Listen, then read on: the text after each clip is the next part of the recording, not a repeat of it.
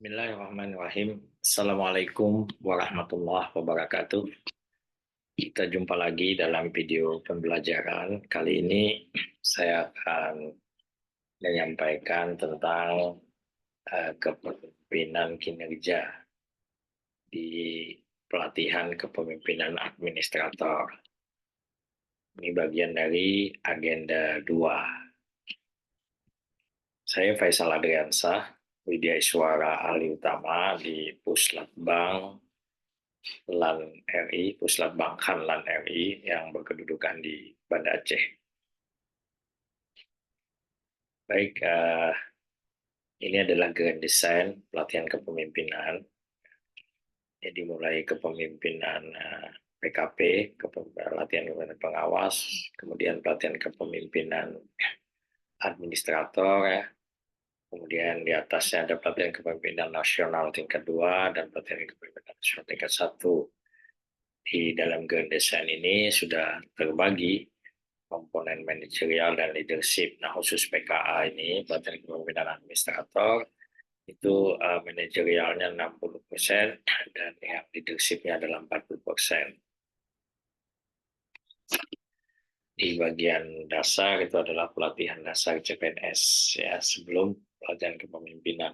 Ini adalah jenjang-jenjang pelatihan yang dilalui oleh ASN.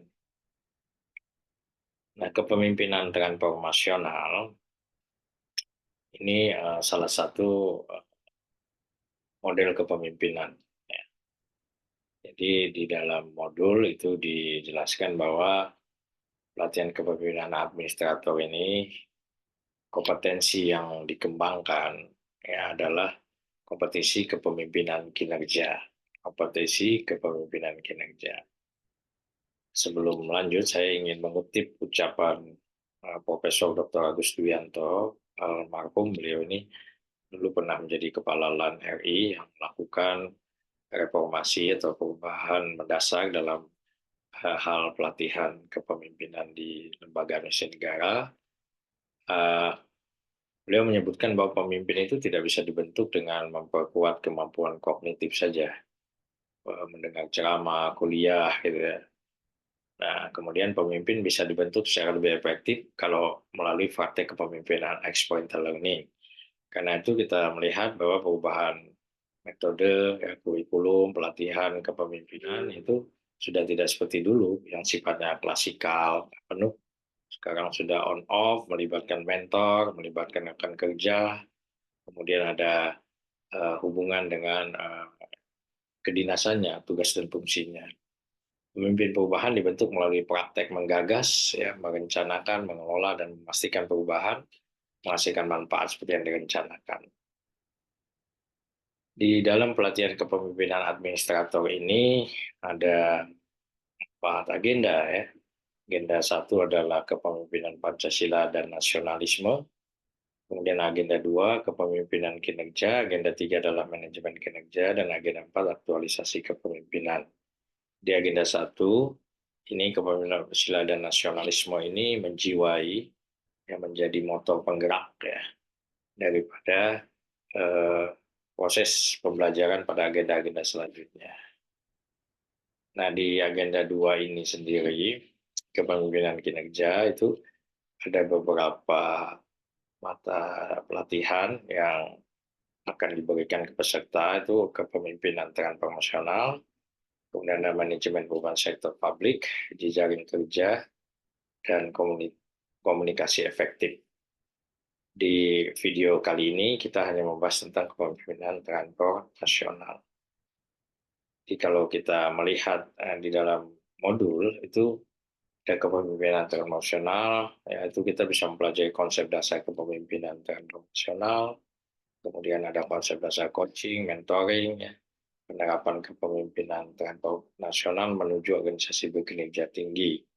Demikian juga komunikasi efektif, di dalam modul itu sudah dijelaskan apa saja yang dipelajari, jejaring kerja, dan manajemen beban sektor publik ini bagian daripada kepemimpinan kinerja yang dipelajarkan atau diberikan kepada peserta pelatihan kepemimpinan administrator. Jadi kepemimpinan kinerja ya menjadi fokus kita hanya satu kali ini, yaitu kepemimpinan transformasional. Nah, para ahli membagi kepemimpinan itu dalam beberapa jenis ya. Kalau kita lihat literatur lain bisa saja ada perbedaan, tergantung tinjauannya. Nah, di sini kita mengambil 5 tipe pemimpin. Ada tipe kepemimpinan otoriter. Nah, dari kalimat otoriternya saja kita sudah tahu bahwa ini kepemimpinan yang segala sesuatunya ya fokus pada penguasa saja, pada pemimpin saja. Jadi anak buah tidak punya inisiatif ya. Kemudian kepemimpinan demokratis. Ya, ini memberi kesempatan semua untuk memberikan akses pada organisasi. Kemudian ada tipe kepemimpinan delegatif. Nah, ini pemimpin yang menyerahkan sebagian kewenangan kepada anggota. Kemudian ada tipe kepemimpinan transaksional. Nah, ini pemimpin yang menerapkan sistem reward and punishment. Sehingga dengan hal ini dia bisa menggerakkan stafnya. Tetapi di sini ada kelemahan ya. Jadi ada nilai ketakutan, gitu, ada tekanan, yang sifatnya kurang mendidik di dalam tipe kepemimpinan transaksional ini. Tetapi kalau tipe kepemimpinan transformasional yang sekarang dikembangkan oleh banyak para ahli di dalam menerapkan kepemimpinan dan banyak pemimpin yang sukses, dia menerapkan transformasional ini. Jadi pemimpin ini ya dia mampu memberi inspirasi, memotivasi pengikut untuk mencapai sasaran. Dan di dalam kepemimpinan transformasional ini keterlibatan pemimpin itu penuh bersama. Ini kita bisa lihat gambarannya. Yang di bawah ini pemimpin juga, di atasnya juga pemimpin. Tapi kepemimpinan transformasional itu pemimpin yang terlibat langsung bersama. Sehingga bahkan ada yang mengatakan kalau yang di bawah ini gambaran manajer, bos. Tapi yang di atas inilah leader, pemimpin. Robbins tahun 1996 itu memberikan definisi tentang pemimpin, seseorang yang mampu untuk mempengaruhi perilaku orang-orang agar bekerja bersama-sama menuju suatu tujuan tertentu yang mereka inginkan bersama. Kemudian John Vince Adam ya, itu menyatakan bahwa kalau tindakan kita sebagai pimpinan ya, tindakan kita itu menginspirasi orang lain untuk bermimpi lebih besar, belajar lebih giat, berbuat lebih banyak, dan menjadi lebih, maka kita adalah pemimpin. Karena itu kepemimpinan ya, itu adalah hal yang sifatnya dia tidak sains. Kepemimpinan itu adalah bagian daripada seni, ya seni. Jadi kita semua para peserta pelatihan administrator ini pimpinan karena kita punya SK legalitas, kita adalah pimpinan. Tapi apakah kita punya jiwa kepemimpinan?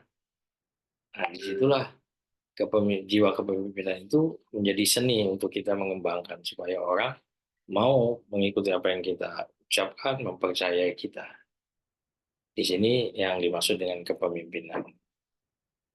Jadi kepemimpinan adalah kemampuan seseorang untuk memimpin, ya, kemampuan seseorang pemimpin untuk memimpin, mengendalikan, ya, mempengaruhi pikiran, perasaan, tingkah laku orang lain untuk mencapai tujuan yang telah ditentukan. Sehingga ada yang membagi kepemimpinan formal dan non formal, ya. Jadi kepemimpinan non formal itu ya di tengah masyarakat, apalagi pada masa perjuangan dulu. Dia tidak punya legalitas SK, tapi dia bisa menggerakkan orang untuk melawan penjajah misalnya. Itu adalah pemimpin. Pemimpin. Ya. Jadi ketika ada orang yang mampu menggerakkan orang untuk melakukan sesuatu, ya bergotong royong, mengerjakan bangunan dan sebagainya, semua orang ikut apa yang dia ucapkan, walaupun dia tidak punya legalitas. Sebagaimana saudara-saudara peserta pelatihan administrator, tapi di situ ada jiwa kepemimpinan. Karena itu pelatihan kepemimpinan ini untuk membekali Anda-Anda yang sudah punya legalitas sebagai pemimpin, ya, untuk mempunyai jiwa kepemimpinan. Nah, kita berhadapan dengan situasi yang terus berubah ya.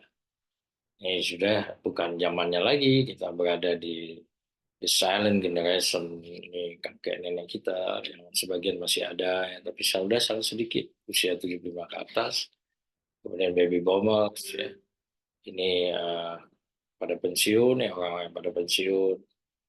Nah, dua kondisi kehidupan the silent generation dan baby boomers ini tentu berbeda dengan situasi sekarang yang dihadapi oleh para pemimpin-pemimpin sekarang. Ya, jadi ini peserta pelatihan kepemimpinan administrator ini umumnya berada di generasi Gen X. Sebagian ada yang di milenial sudah, yang usianya belum 40, mencapai 40 itu di generasi milenial. Generasi yang sudah hidup dengan banyak sekali perubahan-perubahan, terutama dalam sistem ya penyelenggaraan pemerintahan yang sudah menggunakan sistem digital ya, pendekatan komputerisasi dan selainnya. Apalagi generasi yang ke depan ya, generasi Gen Z. Nah, ini tantangan kepemimpinan saat ini. Dan itu kepemimpinan pola-pola lama ya, itu sudah saatnya kita tinggalkan. Jadi para pemimpin administrator ini diharapkan mampu menjadi pemimpin yang bersifat transformasional. Jadi model kepemimpinan yang efektif dan telah diterapkan di berbagai organisasi internasional yang mengelola hubungan antara pemimpin dan pengikutnya dengan menekankan pada beberapa faktor antara lain perhatian. Jadi pemimpin transformasional itu dia sangat perhatian dengan stafnya, attention. Dia juga komunikasi, kemudian dia dipercaya, melahirkan trust, kemudian juga dia dihormati, ada respect ya, dan tentu saja siap untuk mengatasi risiko secara bersama. Nah, sehingga ada yang membagi beberapa karakteristik dari pemimpin transformasional. Ada yang menyebut karismatik ya, membangkitkan emosi dan identifikasi yang kuat dari pengikut terhadap pemimpin, menanamkan kebanggaan, respect dan kepercayaan. Jadi kepemimpinan transformasional itu ya, dia dekat hubungan emosionalnya. Jadi jenjang strata pemimpin dan bawahan itu tidak terlihat. Bahkan dia bisa menanamkan rasa bangga, respect kepada pegawainya. Kemudian inspiratif, mengkomunikasikan harapan yang tinggi, menggunakan simbol dan cara sederhana untuk memfokuskan upaya bawahan.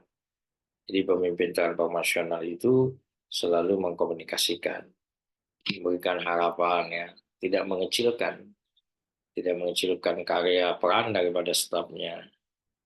Ini adalah pemimpin ya transformasional. Kemudian ada juga disebutkan bahwa karakteristik pemimpin transformasional itu memberikan rasa intelektual. Jadi menggalakkan kecerdasan, rasionalitas, dan kreativitas pemecahan masalah. Suka kepada keilmuan, ya, mendorong pegawainya untuk terus meningkatkan pengetahuannya. Senang kalau stafnya itu mengikuti webinar, mengikuti seminar, bahkan ingin melanjutkan sekolah lagi. Ini didukung.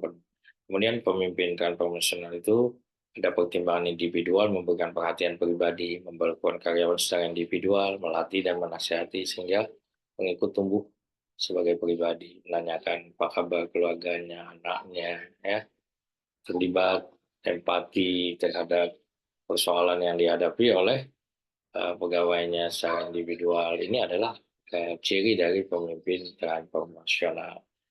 Nah, di sisi lain, pemimpin transformasional itu mampu menggerakkan inovasi dalam organisasi.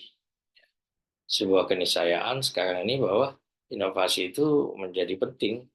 Bahkan Bank Dunia menyebutkan kontribusi bagi kemajuan suatu bangsa, ya, termasuk suatu organisasi, itu kontribusi tertingginya pada inovasi atau kreativitas. Networking itu perlu, ya, jaringan jejaring, teknologi juga perlu, natural resources juga perlu, tapi dari persentase yang mendukung kebangkitan suatu bangsa ataupun yang mendorong organisasi itu bisa baik, itu adalah inovasi, innovation. Nah, apa itu inovasi? Sederhana saja, inovasi itu kalau Steve Jobs mengatakan innovation is the only way to win. Ya, jadi eh, satu-satunya cara meraih kemenangan itu kita harus berinovasi. Nah, ini Pak Triwidodo Utama, ya, Deputi Inovasi Dilan, itu mengatakan inovasi adalah jawaban untuk semua masalah organisasi. Nah, inovasi itu sendiri sebenarnya jangan terbayang ya, inovasi besar seperti menciptakan mobil baru, pesawat baru, ya. Hal-hal yang kecil ya. Ya memang bisa penemuan baru, ya, teknologi baru, ya. Ini yang sifatnya global, tapi bisa juga objek baru, cara baru, pengetahuan baru. Ini jenis-jenis inovasi. Cara baru tentu yang dulu tidak diterapkan di tempat kita diterapkan, sehingga pelayanan publik lancar dan sebagainya. Ini inovasi. Jadi pemimpin transformasional itu pemimpin yang mampu menggerakkan inovasi. Kemudian pemimpin transformasional itu juga tentu menjadi teladan, role model untuk melakukan perubahan, ya, memberi dukungan, otorisasi dan bimbingan kepada staf untuk melakukan inovasi. Jadi didorong stafnya, diberi semangat, bahkan support, ya. Kalau ada peluang pembiayaan itu diberi pembiayaan supaya inovasi itu berjalan. Menciptakan iklim yang kondusif untuk berkembangnya inovasi dalam organisasi, lomba-lomba inovasi, penghargaan inovasi kepada masing-masing bidang misalnya. Sama-sama terus mengembangkan kapasitas diri dan pegawai untuk berinovasi. Dia mendorong pegawainya untuk mengikuti kegiatan-kegiatan yang membuka wawasan, sehingga lahirlah inovasi. Nah, tentu untuk melahirkan inovasi itu kita menggunakan gagasan pikiran. Di sini saya ingin berbagi tentang cara manusia berpikir. Ya, itu ada manusia yang berpikir inside the box thinking, ada manusia yang berpikirnya outside the box thinking, dan ada manusia yang berpikir dengan in a new box thinking. Nah, kita lihat ya, kalau manusia berpikir inside the box thinking itu berpikir dalam kotak. Ini tentu seperti katak dalam tempurung, ya.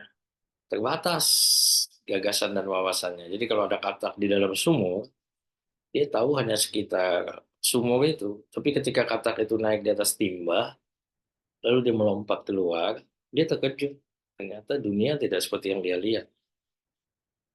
Jadi orang yang berpikir inside the box thinking itu miskin informasi, tidak mengetahui dan mempercayai fakta di luar tempurung. Dan orang yang berpikir seperti ini, pemimpin yang berpikir seperti ini, mustahil untuk melahirkan inovasi. Nah, maka pemimpin harus outside the box thinking. Dia membuka kotak, ya. Seperti saya sekarang sedang duduk di ruangan ini, saya tidak tahu apa yang di depan, di belakang, di samping. Tapi ketika saya rebahkan dalam imajiner, kiri kanan muka belakang, maka saya mengetahui apa yang ada di luar. Itu orang yang berpikir outside the box thinking. Ya, ini ilustrasi. Misalnya ada pertanyaan,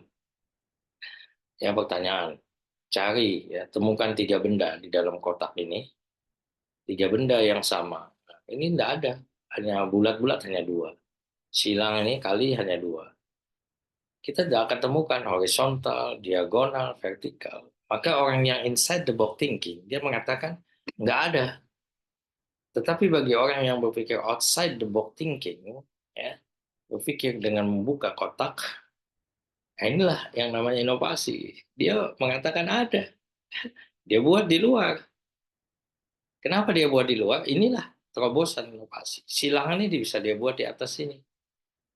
Nah, orang yang outside the box thinking, pemimpin yang seperti ini pemimpin yang bisa melahirkan inovasi-inovasi. Ada satu lagi yang lebih hebat, tentu saja ini in a new box thinking. Jadi berpikir dengan kotak baru. Ini ilustrasinya seperti ini ya. Ini ada seorang adik sedang belajar 1 tambah 2 sama dengan 3.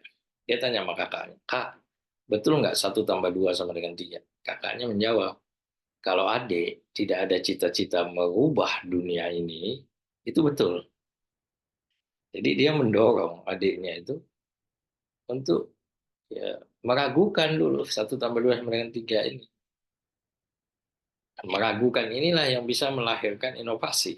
Ya, ini filosofi ya, filsafat ya. Sehingga in a new the box in a new box thinking ini dikatakan meragukan segala hal, ya, menjajaki segala kemungkinan, memencak dalam berbagai bentuk yang berbeda, ya, mengumpulkan dan menyeleksi sesuai kebutuhan, dan mengevaluasi ulang tanpa henti. Ya, tapi paling tidak pemimpin itu outside the box thinking itu harus dimiliki, ya. Dan syukur-syukur bisa in a new box thinking. Nah, kita tentu akan menghadapi realitas yang sekarang ini terus terjadi, ya. Era disruption, ya, kemajuan teknologi sangat pesat, ya. Era disruption ini banyak bisnis-bisnis yang mati, ya. Ya, kita contoh saja lah, taksi-taksi konvensional kan tumbang semua. Pedagang-pedagang konvensional udah kalah dia dengan pedagang-pedagang online. Ini era disruption, ya. Kemudian Internet of Everything, ya. Semua orang sekarang ini hidup dengan internet, ya, sehingga kita bisa berkomunikasi. Ya, kemudian artificial intelligence, ya, ini juga luar biasa sekarang. Orang banyak bertanya dengan artificial intelligence, dan ini tantangan tersendiri, terutama bagi dunia kampus, dunia pendidikan, ya. Banyak mahasiswa itu bertanya sama AI saja, sudah dijawab. Nah, yang jawab AI bukan dia. Sehingga dia tidak memiliki pengetahuan secara mendasar karena bertanya dengan mesin pintar tadi. Kemudian Industrial Revolution 4.0, ya. Ini kita sudah tahu bagaimana dampaknya. Jadi banyak robot, banyak mesin yang sudah muncul yang mengganti pekerjaan manusia. Nah, jadi kepemimpinan transformasional ini sangat penting, ya, untuk bersama pimpinan dan staf menghadapi persoalan. Ini kepemimpinan yang ideal, ya, yang bisa dikembangkan di satu organisasi. Baik, saya kira itu berbagi atau sharing kita tentang kepemimpinan transformasional pada pelatihan kepemimpinan administratif. Sampai berjumpa pada video pembelajaran selanjutnya. Assalamualaikum warahmatullahi wabarakatuh.